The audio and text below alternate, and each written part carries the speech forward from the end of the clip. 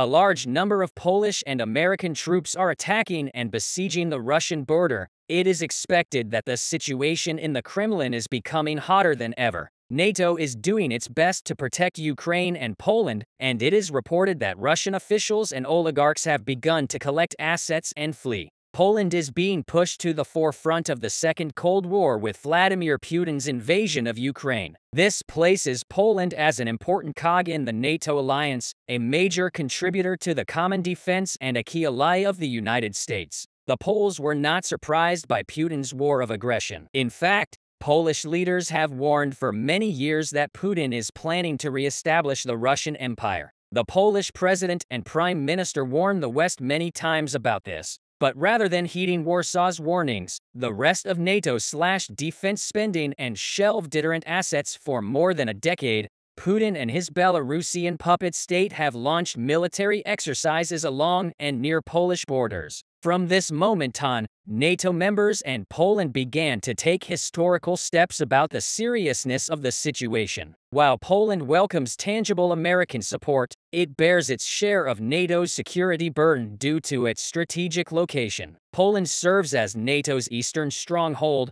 while Poland is fighting to the end against Russian aggression. It also supports Ukraine with all its might. Poland has taken very critical steps in this regard. The most important of these were the gradual increase of the Polish army to 200,000 by the end of this year and the addition of M1A2 Abrams and K2 Panther tanks to the army. Also, Poland closed its border with Belarus and took extraordinary measures on Russia's Kaliningrad border. On the other hand, Poland, as the eastern fortress of the alliance, hosts the alliance troops, tanks, and armored vehicles on the border of Belarus, Ukraine, and Russia. About 3,000 NATO tanks and armored vehicles are on alert in Poland. Indeed, Poland has made a clear contribution to US-led operations in Europe and beyond. Poland is the third biggest contributor to Ukraine, behind only the US and UK. Poland delivered more than 230 Soviet Russian-made tanks, hundreds of armored combat vehicles,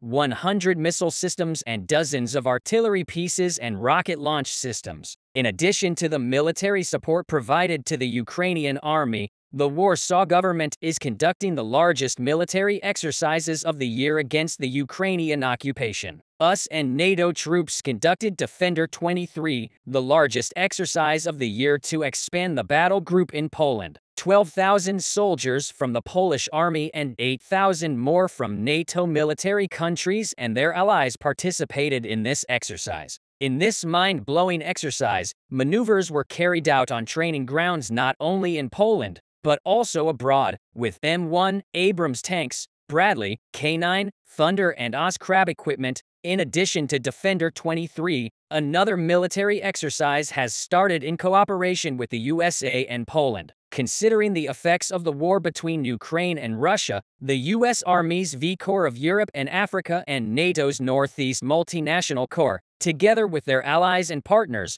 continue the Griffin Shock exercise May 8 through 26, 2023, at the Bemoupski training area in northeast Poland. More than 3,000 soldiers from the United States and NATO countries participate in this exercise to advance their interoperability goals. US participating units include 4th Infantry Division, 4th Infantry Division, Artillery, 4th Infantry Division, Maintenance Brigade, 2nd Cavalry Regiment, 21st Operations, Resume Command, 16th Maintenance Brigade, 12th Combat Aviation Brigade, 1st and 14th Field Artillery Battalions. Military units from Poland, Romania, and the United Kingdom to a large extent are also in Griffin Shock. Griffin Shock is an exercise designed to demonstrate how the United States as a framework nation can rapidly strengthen the NATO combat group in Poland and expand its size as needed from a battalion to a brigade-sized element. Implementation of the scenario in the exercise supports NATO's deterrence initiatives and the new NATO force model that the Allies agreed upon during the 2022 NATO summit in Madrid.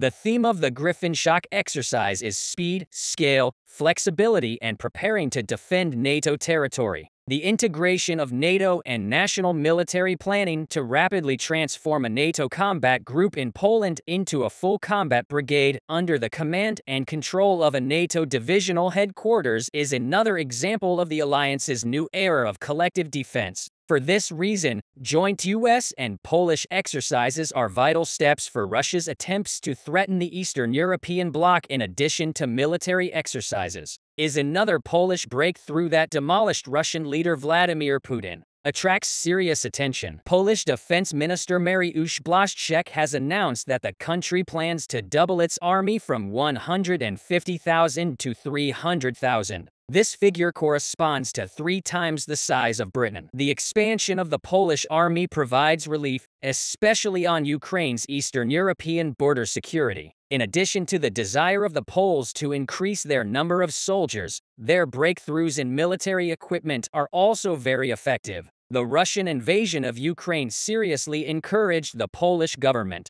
That's why the Warsaw government placed billions of pounds on orders for around 1,500 tanks. 1,000 of these 1,500 tanks will come from South Korea. The type of these tanks will be K2. On the other hand, the Polish army will receive 250 brand new M1A2 Abrams and 116-old M1A1 Abrams from the USA. The Polish army will be a much stronger and deterrent military force with these battleships. In addition, another topic that's been discussed in recent days draws attention as another effective step involving Poland, especially against the aggressive attitude of the Russians towards Ukraine. Poland and NATO members think that the military equipment provided to the Polish army will not be a sufficient deterrent in this regard, and additional measures should be taken. That's why a logistics center called decisive has recently been opened in Poland for NATO equipment. The most striking aspect of this center was that 3,000 battle tanks would be in Poland.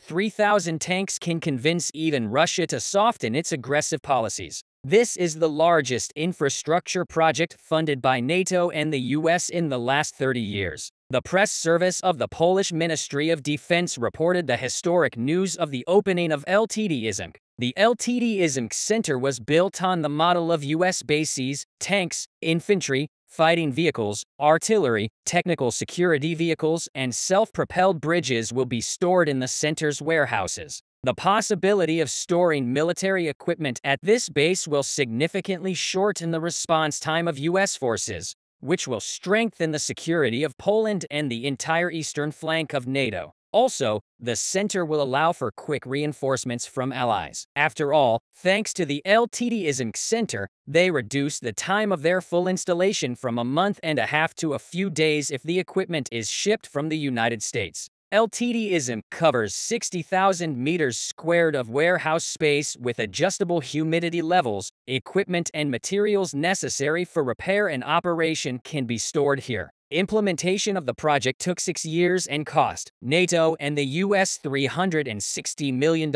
In summary, in recent years, Washington and Warsaw have invested heavily in a network of facilities used by American forces in Poland. Poland has become the center of American military efforts to contain Russian aggression on NATO's eastern flank. Looking back, Poland's warnings for more than 10 years were not taken into account at that time. The U.S. Navy's North Atlantic focus fleet was deactivated in 2011. The Army's Germany-based V Corps was deactivated. In 2012, Washington withdrew all U.S. tanks from Europe in 2013. That same year, the U.K. began closing its garrison in Germany. By 2014, Germany had reduced the number of tanks from 2,125 in the 300s to only 1980. Putin saw it as an opportunity, not as a sign that NATO wants to work with Russia to build a Euro-Atlantic society committed to peace and shared prosperity, but rather as the Poles had warned. Indeed, Putin's all-out invasion of Ukraine serves as a cocoon of more than a decade of aggression against NATO democracies and orphan democracies scrambling to join NATO. Putin deployed hypersonic missiles and sea-grabbing anti-ship missiles at Kaliningrad, a Russian enclave on the border with Poland. For more than a decade, Putin and his Belarusian puppet state have launched military exercises along and near Polish borders. This move of Russia justified Poland from this date on. Poland and NATO were able to realize the extent of Russia's aggression and had to take the measures we just mentioned. All these steps of Warsaw that we've mentioned are very important developments, both for the support of Ukraine and for the restriction of Russia in Eastern Europe. Much sharper and more effective moves may come from Ukraine's allies such as Poland and the United States in the future.